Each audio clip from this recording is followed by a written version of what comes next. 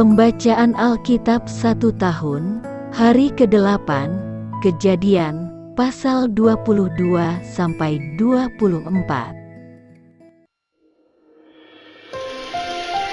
Kejadian pasal 22 ayat 1 sampai dengan 19.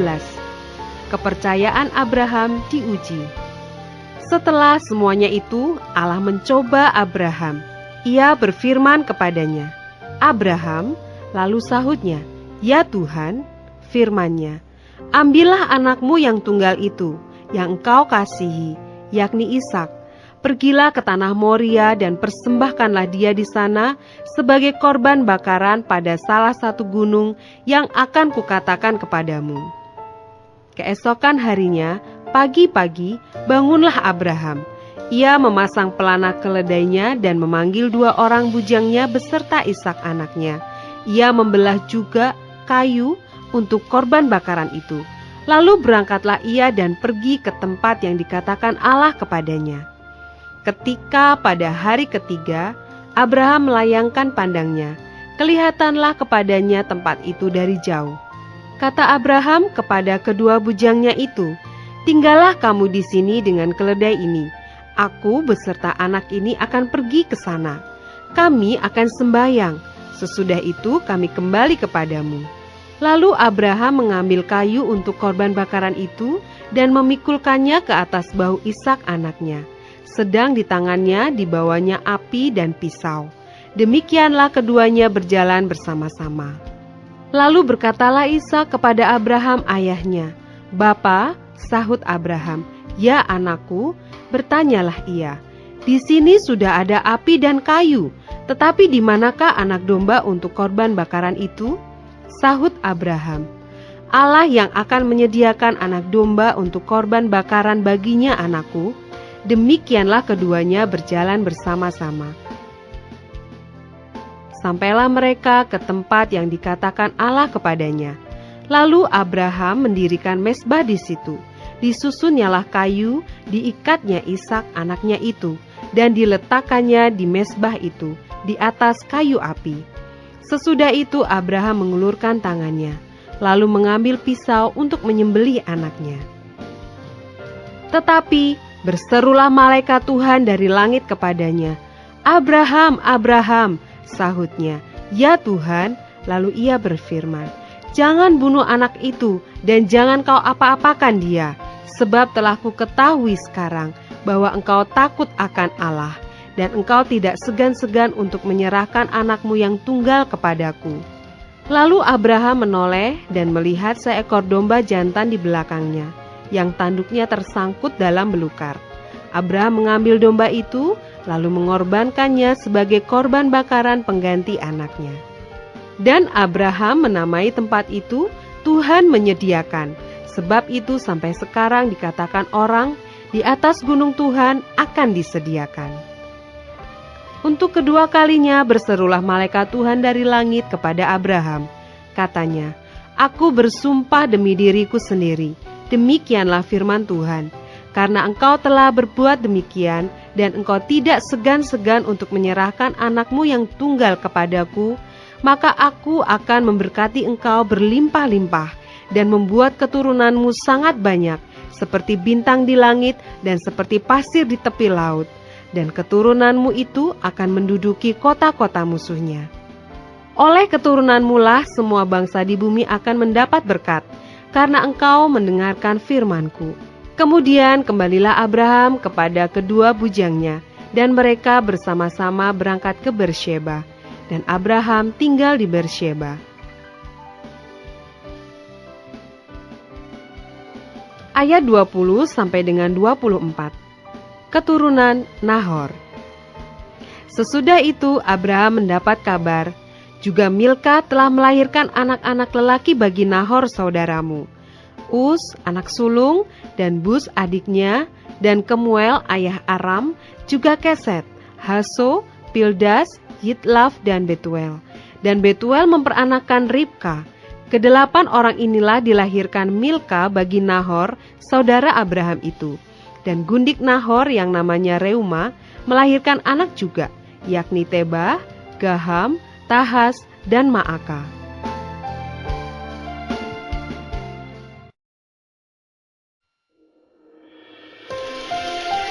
Kejadian pasal 23 ayat 1 sampai dengan 20. Sarah mati dan dikuburkan. Sarah hidup 127 tahun lamanya. Itulah umur Sarah. Kemudian matilah Sarah di Kiryat Arba, yaitu Hebron, di tanah Kanaan. Lalu Abraham datang meratapi dan menangisinya. Sesudah itu Abraham bangkit dan meninggalkan istrinya yang mati itu, lalu berkata kepada Bani Het, "Aku ini orang asing dan pendatang di antara kamu. Berikanlah kiranya kuburan milik kepadaku di tanah kamu ini, supaya kiranya aku dapat mengantarkan dan menguburkan istriku yang mati itu." Bani Het menjawab Abraham, "Dengarlah kepada kami, tuanku. Tuanku ini seorang raja agung di tengah-tengah kami. Jadi kuburkanlah istrimu yang mati itu dalam kuburan kami yang terpilih. Tidak akan ada seorang pun dari kami yang menolak menyediakan kuburannya bagimu untuk menguburkan istrimu yang mati itu." Kemudian bangunlah Abraham lalu sujud kepada Bani Het, penduduk negeri itu, serta berkata kepada mereka, "Jika kamu setuju bahwa aku mengantarkan dan menguburkan istriku yang mati itu, maka dengarkanlah aku dan tolonglah mintakan dengan sangat kepada Efron bin Zohar, supaya ia memberikan kepadaku gua Makpela miliknya itu, yang terletak di ujung ladangnya. Baiklah itu diberikannya kepadaku dengan harga penuh, untuk menjadi kuburan milikku di tengah-tengah kamu." Pada waktu itu Efron hadir di tengah-tengah Bani Het. Maka jawab Efron orang Het itu kepada Abraham dengan didengar oleh Bani Het, oleh semua orang yang datang di pintu gerbang kota. "Tidak, tuanku, dengarkanlah aku. Ladang itu kuberikan kepadamu, dan gua yang di sana pun kuberikan kepadamu. Di depan mata orang-orang sebangsaku kuberikan itu kepadamu. Kuburkanlah istrimu yang mati itu." Lalu sujudlah Abraham di depan penduduk negeri itu serta berkata kepada Efron dengan didengar oleh mereka, "Sesungguhnya jika engkau suka, dengarkanlah aku. Aku membayar harga ladang itu. Terimalah itu daripadaku, supaya aku dapat menguburkan istriku yang mati itu di sana." Jawab Efron kepada Abraham, "Tuanku, dengarkanlah aku. Sebidang tanah dengan harga 400 shikal perak, apa artinya itu bagi kita? Kuburkan sajalah istrimu yang mati itu." Lalu Abraham menerima usul Efron, maka ditimbangnyalah perak untuk Efron, sebanyak yang dimintanya dengan didengar oleh Bani Het itu, 400 shikal perak, seperti yang berlaku di antara para saudagar. Demikianlah ladang Efron yang terletak di Makpela di sebelah timur Mamre, ladang dan gua yang di sana, serta segala pohon di ladang itu, bahkan di seluruh tanah itu sampai ke tepi-tepinya, diserahkan kepada Abraham menjadi tanah belian di depan mata Bani Het itu, di depan semua orang yang datang di pintu gerbang kota. Sesudah itu Abraham menguburkan Sarah istrinya di dalam gua ladang Makpela itu, di sebelah timur Mamre, yaitu Hebron di tanah Kanaan. Demikianlah dari pihak Bani Het, ladang dengan gua yang ada di sana diserahkan kepada Abraham menjadi kuburan miliknya.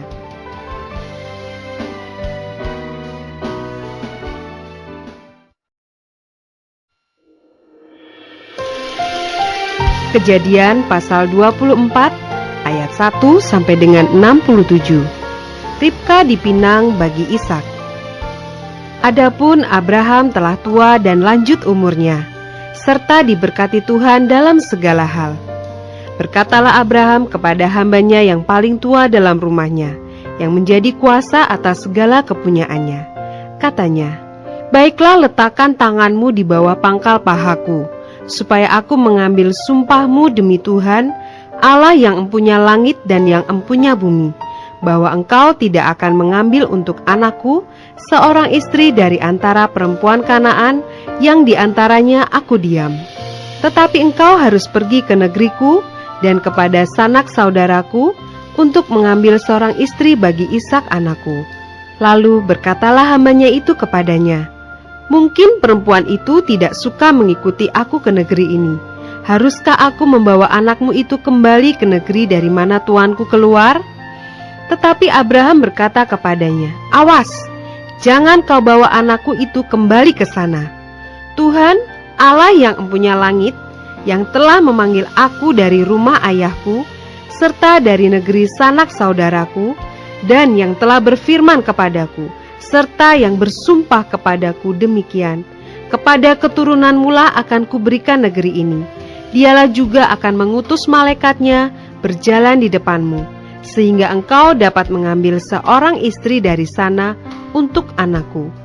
Tetapi jika perempuan itu tidak mau mengikuti engkau, maka lepaslah engkau dari sumpahmu kepadaku ini. Hanya saja, janganlah anakku itu kau bawa kembali ke sana. Lalu hamba itu meletakkan tangannya di bawah pangkal paha Abraham, tuannya, dan bersumpah kepadanya tentang hal itu. Kemudian hamba itu mengambil 10 ekor dari unta tuannya, dan pergi dengan membawa berbagai-bagai barang berharga kepunyaan tuannya. Demikianlah ia berangkat menuju Aram Mesopotamia ke kota Nahor. Di sana disuruhnyalah unta itu berhenti di luar kota dekat suatu sumur pada waktu petang hari, waktu perempuan-perempuan keluar untuk menimba air. Lalu berkatalah ia, Tuhan, Allah tuanku Abraham, buatlah kiranya tercapai tujuanku pada hari ini. Tunjukkanlah kasih setiamu kepada tuanku Abraham. Di sini aku berdiri di dekat mata air, dan anak-anak perempuan penduduk kota ini datang keluar untuk menimba air.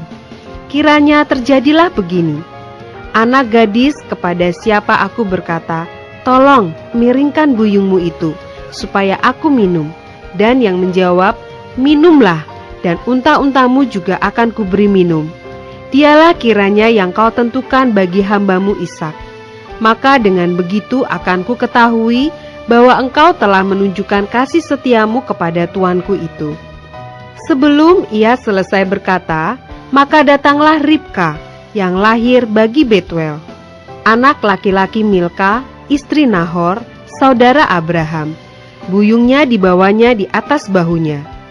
Anak gadis itu sangat cantik parasnya, seorang perawan, belum pernah bersetubuh dengan laki-laki. Ia turun ke mata air itu dan mengisi buyungnya, lalu kembali naik. Kemudian berlarilah hamba itu mendapatkannya serta berkata, tolong, beri aku minum air sedikit dari buyungmu itu. Jawabnya, minumlah Tuan. Maka segeralah diturunkannya buyungnya itu ke tangannya, serta diberinya dia minum. Setelah ia selesai memberi hamba itu minum, berkatalah ia, baiklah untuk unta-untamu juga kutimbakan air, sampai semuanya puas minum. Kemudian segeralah dituangnya air yang di buyungnya itu ke dalam palungan. Lalu berlarilah ia sekali lagi ke sumur untuk menimba air, dan ditimbanyalah untuk semua unta orang itu. Dan orang itu mengamat-amatinya dengan berdiam diri untuk mengetahui apakah Tuhan membuat perjalanannya berhasil atau tidak.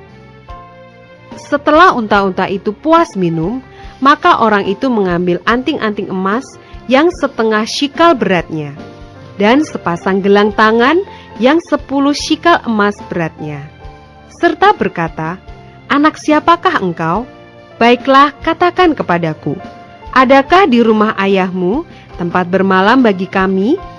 Lalu jawabnya kepadanya, ayahku Betuel, anak Milka, yang melahirkannya bagi Nahor. Lagi kata gadis itu, baik jerami, baik makanan unta, banyak pada kami, tempat bermalam pun ada. Lalu berlututlah orang itu dan sujud menyembah Tuhan, serta berkata, terpujilah Tuhan, Allah tuanku Abraham, yang tidak menarik kembali kasih-Nya dan setianya dari tuanku itu.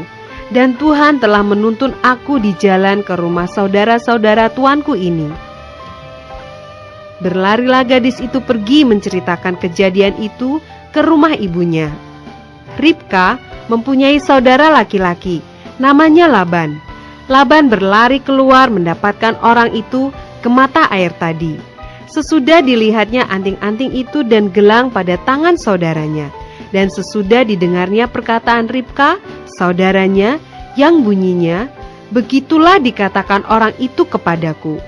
Ia mendapatkan orang itu, yang masih berdiri di samping unta-untanya di dekat mata air itu, dan berkata, marilah engkau yang diberkati Tuhan, mengapa engkau berdiri di luar, padahal telah kusediakan rumah bagimu, dan juga tempat untuk unta-untamu. Masuklah orang itu ke dalam rumah, ditanggalkannyalah pelana unta-unta, diberikan jerami dan makanan kepada unta-unta itu. Lalu dibawa air pembasuh kaki untuk orang itu dan orang-orang yang bersama-sama dengan dia. Tetapi ketika dihidangkan makanan di depannya, berkatalah orang itu, "Aku tidak akan makan sebelum kusampaikan pesan yang kubawa ini." Jawab Laban, "Silakan." Lalu berkatalah ia, "Aku ini hamba Abraham. Tuhan sangat memberkati tuanku itu, sehingga ia telah menjadi kaya.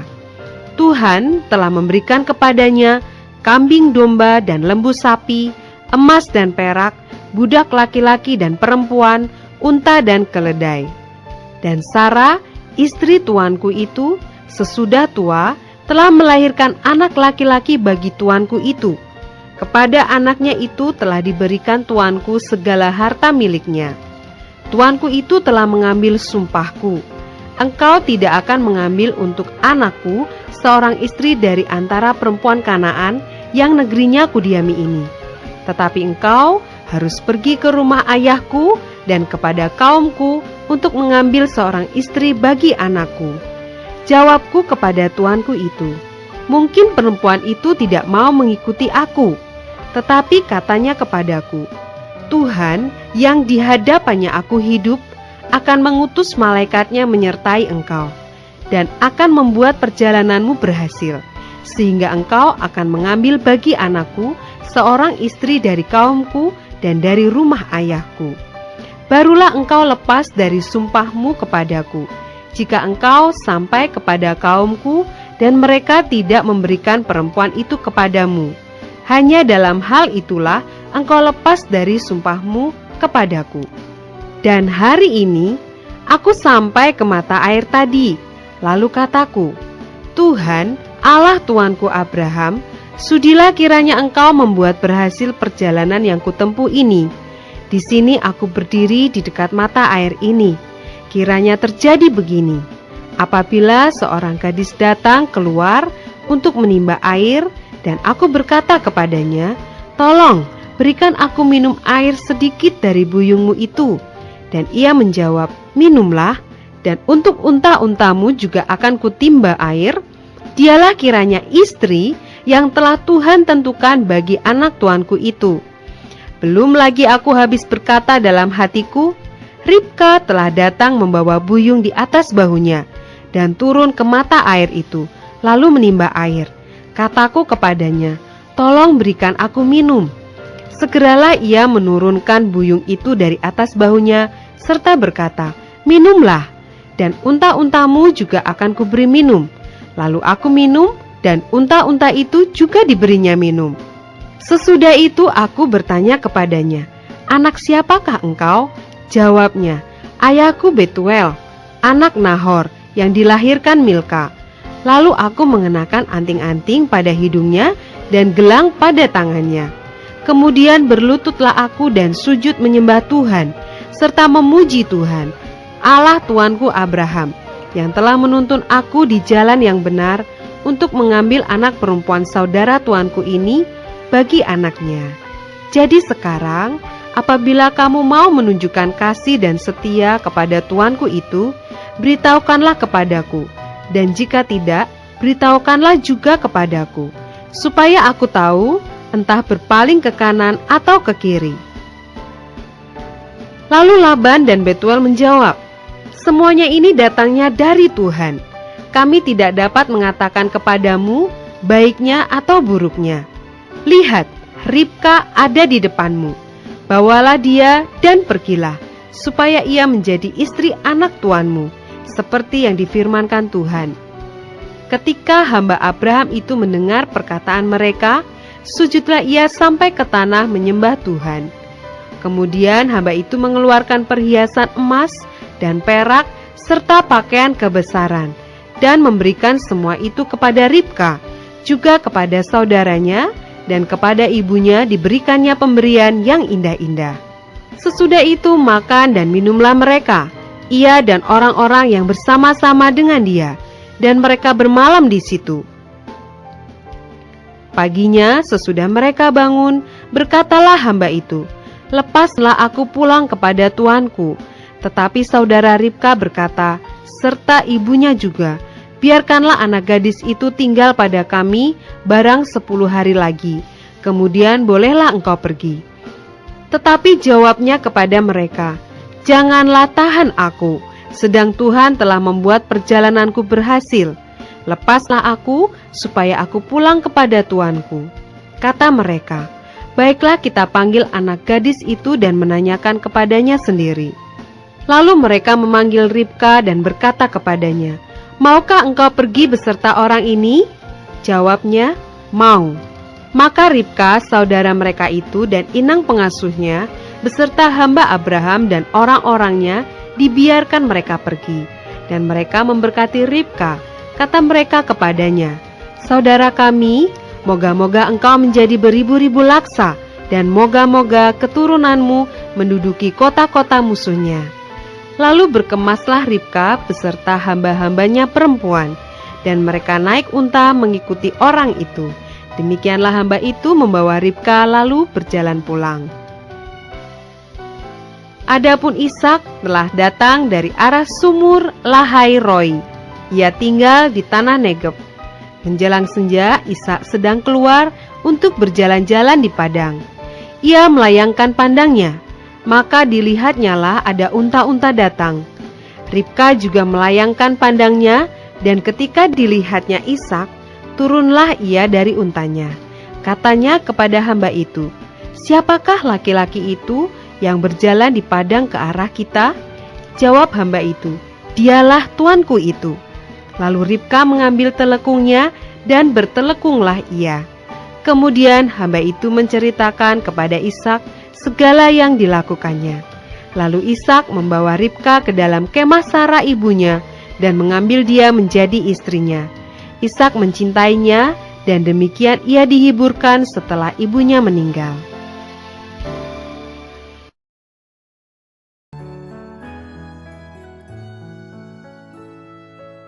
Demikianlah pembacaan Alkitab 1 tahun di hari ke-8. Yang berbahagia ialah mereka yang mendengarkan firman Allah dan yang memeliharanya. Tuhan memberkati. Amin.